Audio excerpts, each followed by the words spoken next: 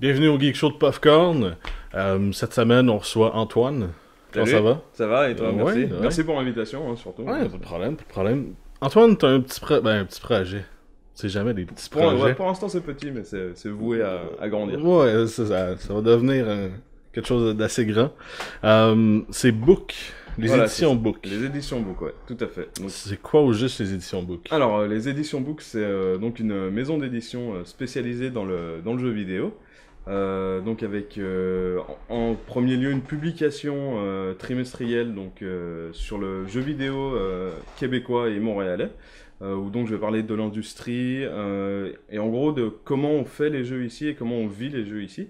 Puisque donc j'ai pu remarquer qu'il y avait donc énormément d'informations qui circulaient au sein de l'industrie québécoise, beaucoup de choses qui se passent, beaucoup d'événements qui ont lieu, mais bizarrement les informations sont toutes éparpillées un peu à droite à gauche. Et il n'y a pas vraiment de point central où on peut avoir de cette info-là. Où on peut avoir voilà, toutes les informations liées à l'industrie québécoise. Et donc je me suis dit que j'allais me lancer pour sortir une publication vraiment spécialisée dans le jeu vidéo québécois et la façon dont les gens le ressentent ici aussi, quoi. Ok. Puis là, tu vas commencer, je pense que c'est le MOOC qui va commencer. Voilà, c'est ça. Ouais. La publication s'appelle le MOOC, puisqu'en fait, c'est juste tout simplement un MOOC. Donc, qu'est-ce que c'est un MOOC? C'est donc une contraction entre magazine et book. En gros, c'est un magazine vendu comme un livre, quoi. Ça permet d'avoir plus d'avoir plus de facilité au niveau du circuit de distribution. Ça limite plus à être vendu seulement dans les pharmacies ou ce genre de choses. On peut être mis en librairie et tout ça. Et ça favorise aussi les articles de fond, donc des articles plus travaillés, plus comment on pourrait dire ça, plus élaboré. Voilà, plus élaboré que simplement juste des actualités vite fait comme ça, quoi. Donc et moi le jeu vidéo québécois, c'est vraiment quelque chose qui m'intéresse depuis très longtemps, et je me suis dit que c'était le bon moment là pour mettre ça sur papier, quoi. Puis, fait que le MOOC, ça va être quelque chose qu'on va pouvoir avoir à peu près à tous les 3 mois. Exactement. Trimestriel. C'est ça. Puis pour l'abonnement, toutes ces choses-là, ça se fait sur le site web, j'imagine. Voilà, exactement. On a un site web, donc éditionbook, tout attaché et sans accent, .ca. C'est B-O-O-Q-C. Voilà, B-O-O-Q-C, justement, pour rappeler le Québec. Exactement. Puis le MOOC, c'est la même chose, c'est M-O-O-Q-C. M-O-O-Q-C, voilà. Okay. Je suis pas allé chercher très loin, mais justement, au moins, ça permet c'est correct. de... Voilà. C'est simple, ça marche.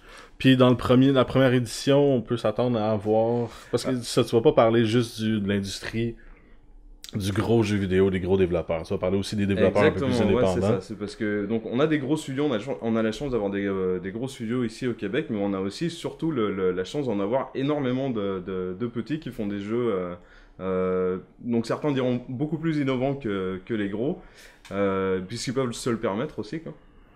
Et donc on va parler donc du jeu vidéo indépendant, et typiquement là je me suis intéressé pour la partie critique un peu, si on veut, d'un jeu qui s'appelle Hyper Void, qui est sorti sur PS3, qui est justement pas du tout connu et qui est pourtant excellent. C'est une sorte de shoot 'em up où on est juste sur un seul plan, on peut pas se déplacer d'avant en arrière, on peut juste se déplacer de droite à gauche. Et justement, les développeurs ont accepté de répondre à mes questions, et ça a donné justement un article très intéressant sur comment le jeu a été créé, quelles ont été les sources d'inspiration, ce genre de choses. Et voilà, pour un jeu indépendant et pas justement un Assassin's Creed ou ce genre de choses, quoi. Souvent, en tout cas, personnellement chez Popcorn, je préfère beaucoup le jeu indépendant. Je trouve qu'il y a beaucoup plus de liberté artistique. Oui, tout à fait. Il y a beaucoup plus de plaisir aussi. Souvent dans les gros développeurs, il y a trop de têtes dirigeantes sur un seul projet, fait que des fois ça tire. Il n'y a pas une direction prendre une très décision, définie. Ça va prendre du temps, là où justement les petits vont pouvoir, comme ils seront moins, ils vont pouvoir aller plus vite, aller plus droit au but, si on veut, quoi. Exactement. On regarde, mettons, j'ai oublié le nom, Shovel Knight, qui est un jeu indépendant de Yacht Club, qui a vraiment eu, l'année passée, C'est en 2013 ou 2014? Début 2014, ok, c'est sorti. Ça, ouais. Qui a dépassé les ventes de beaucoup de gros développeurs. Puis à côté, dans le même temps, il est sorti Murder Soul Suspect, qui est sûrement le pire jeu de ma vie, d'un gros développeur. Puis justement, c'est de voir que un petit budget avec une équipe réduite, le jeu indépendant est de loin supérieur à une grosse équipe la plupart du temps. Si on mettrait le même budget dans les jeux indépendants, on aurait des jeux complètement malades mental. Après, je sais pas, parce que peut-être que... Enfin, comme souvent, des fois, dès qu'il y a trop d'argent, après, ça change. Ça peut biaiser un peu les choses. Il y a trop de monde, trop d'équipes, trop de têtes. Parce que c'est ça qui est pas mal aussi avec le jeu indépendant, c'est que comme t'as pas beaucoup d'argent, bah, ça te force à réfléchir un peu, ça te force à contourner un peu les obstacles que finalement auxquels tu réfléchirais pas si justement tu disais bah tiens je vais mettre un billet sur la table et puis ça va me permettre justement d'éviter d'avoir à trop réfléchir. Donc, ouais, mais il y a plusieurs jeux indépendants. Comme Minecraft, c'est un jeu indépendant oui, au départ. Ouais, au départ. C'est un jeu qui est maintenant planétaire. Fait que le jeu indépendant, c'est super important. Puis souvent, je sais pas si je me trompe là-dessus, t'es peut-être plus calé que moi là-dedans. Souvent, le jeu indépendant va te donner la donne sur les nouvelles tendances au jeu des gros développeurs. Bah après, ça dépend parce que là, ce qu'on peut remarquer, donc c'est beaucoup moins vrai maintenant, c'était encore vrai il y a encore 2-3 ans. Le jeu indépendant, il y avait beaucoup de jeux en 2D, enfin la quasi-totalité des jeux étaient en 2D.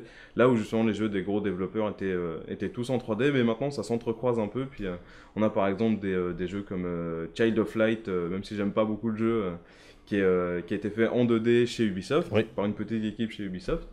On a d'autres jeux comme Soldats Inconnus, Mémoire de la Grande Guerre, donc toujours chez Ubisoft, toujours en 2D, donc en dessin quasiment fait à la main, donc c'est vachement intéressant. Puis après, de l'autre côté, on a des jeux indépendants, donc comme Minecraft, tout en 3D, donc beaucoup plus compliqué à faire.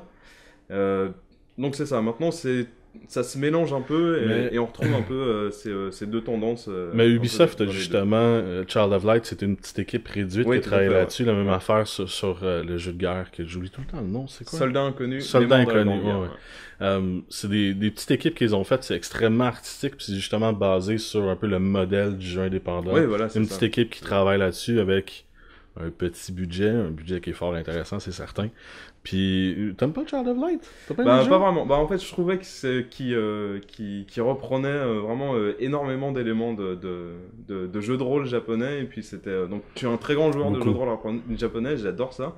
Et là, je me suis retrouvé comme si c'était une mauvaise copie, en fait, d'un jeu comme Grandia, par exemple. Que j'adore vraiment, et puis là je me suis dit ouais, c'est vraiment la même chose et tout ça. C'est vrai que c'est assez copié de plusieurs jeux. Moi c'est le style poétique qui m'a vraiment... Mais ça, ouais, voilà, c'est ça, il y a quand même des choses intéressantes. Non, moi j'ai pas aimé le style poétique. Non, le fait que tout rime, que ce soit des rimes dans les dialogues, ben il y a pas de dialogue, c'est des textes. Qu'il y ait énormément de textes aussi. Ah, bah ça c'est le jeu de rôle japonais, donc c'est pour ça que ça m'a pas trop dépaysé, quoi. Mais c'était vraiment tout dans la poésie.